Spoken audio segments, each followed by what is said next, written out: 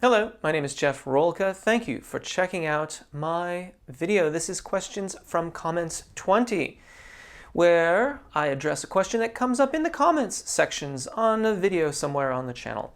I read them and I respond to most of them in writing, but every once in a while something really interesting comes up and I decide to do a video about it. So, without further ado, here is the question. Hi Jeff. I follow your channel and I really enjoy your videos on the break. Now, I usually refer to that as the secondo passaggio because I never want to suggest that there's anything broken about your voice, and neither should you. There's nothing broken with your voice. It's the secondo passaggio, it's a transition. And I like the fact that the person who wrote this question put that in quotations, so thank you for that. Continuing on, now that I'll get off my soapbox here, I have a question. While rehearsing on this topic, I feel my passaggio zone gets better if I maintain the same resonance all the time. For me, adding a bit of nasal resonance helps me to better blend the chest with the head. Can I actually say that keeping a constant resonance helps to blend the register, especially in the break zone? Thank you. So that's a very interesting question, and there's subjective aspects to my answer and there are objective observations and answers. The nasal resonance that I suspect the person who wrote that comment is referring to is probably more of a pharyngeal resonance, and ultimately, whether we are going for that kind of brilliance in our sound or we are trying to mitigate it a little bit because of the requirements of the genre that we happen to be singing, ultimately, what is occurring when we make those adjustments is how the vocal fold is adducting. And all of it is predicated on where you begin. So, for example, if you were a person that always had a habit of talking way far back in their throat, like always kind of really low down and kind of buried back there, then the sensation of bringing the sound forward more towards the mask or more of the pharyngeal sound into the voice will help relieve a little bit of the pressure on the vocal fold.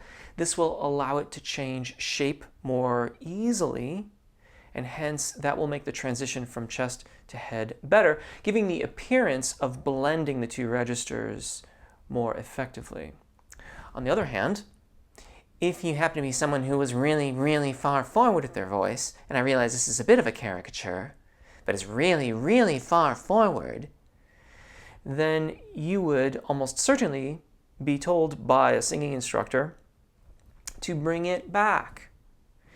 This is to increase, in this instance, it's to help increase the amount of adduction or closure of the vocal fold. Again, making the transition between chest voice and head voice more effective and giving the illusion of more of a blend. The thing about this that becomes very subjective is the personal experience. The individual who asks this question hears their voice as nasal. I might hear their voice and say it's pharyngeal. Someone else may say, oh yeah, that's nasal. You shouldn't do that. Another person still may say, wow, you're still too far back. But compared to where they were initially, this is a good amount of resonance in the voice, and it is adjusting the adduction, the closure of the vocal fold effectively, and hence making that transition easier. But what about some examples? Sure. Oftentimes, when you're navigating the secondo passaggio, if you're too far back, but not so clenched that it prohibits the vocal fold from elongating, you'll get what's called a covered sound.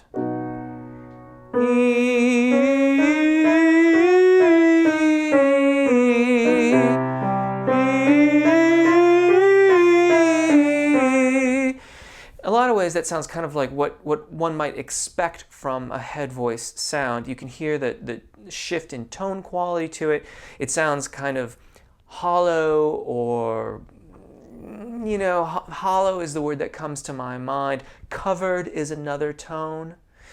For the vocalist that's way too far forward, then most likely the vocal fold is going to separate at the secondo passaggio. So what you'd get there would be something like this.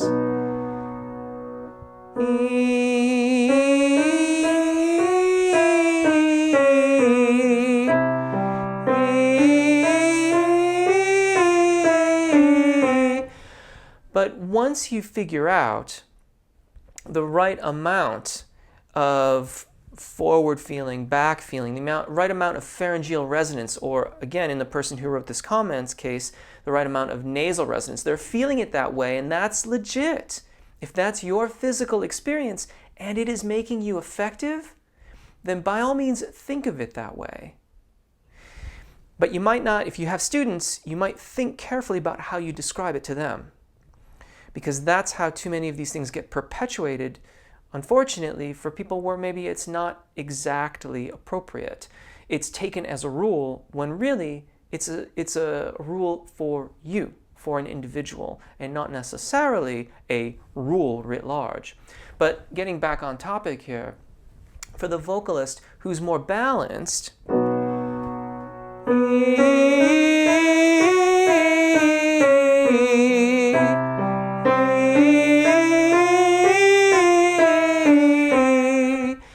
the qualities from chest voice to head voice and back are going to be what one might call blended.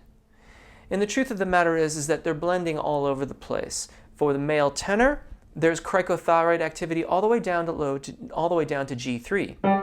And there's thyroarytenoid activity all the way up to, and in a small part, beyond the third registration event in that B4-C5 area. So to say that they're mixed, I have always felt was a bit disingenuous, because there is an awful lot of thyroarytenoid and cricothyroid activity happening throughout that wide range over an octave of space where they're both blending. Now, in common parlance, we talk about mixed voice as being the blending of chest voice and head voice, but in reality, you will do best to cultivate release of your voice. And how do you do that? Maintain your expansion, maintain your engagement, balance the resonances so that you get a seamless transition. One of my favorite exercises to do that and to work on these skills is the NG exercise. So it starts off,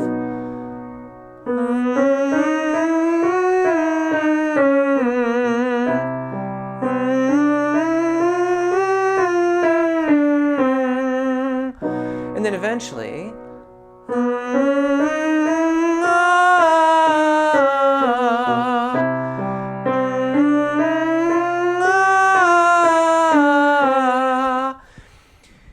you find the balance of resonance, you release to an ah vowel, and you try and maintain that feeling and that resonance on the descending scale. When you get good at that, you switch it to the ascending scale and you start switching vowels. And before too long, you'll have all your cardinal vowels going back and forth from chest to head voice, or from thyroarytenoid to cricothyroid, and you can really cultivate that voce piena in testa application of your voice, the sound of chest voice in head. I hope I've addressed your question. It was an awesome question. Thank you. And thank you also to all the rest of you who write in. I appreciate your questions too. If you have questions about this, please drop them in the comments. I'd love to hear your thoughts. And until next time, take really good care of your voices, enjoy singing, and hopefully we'll see you again. Bye.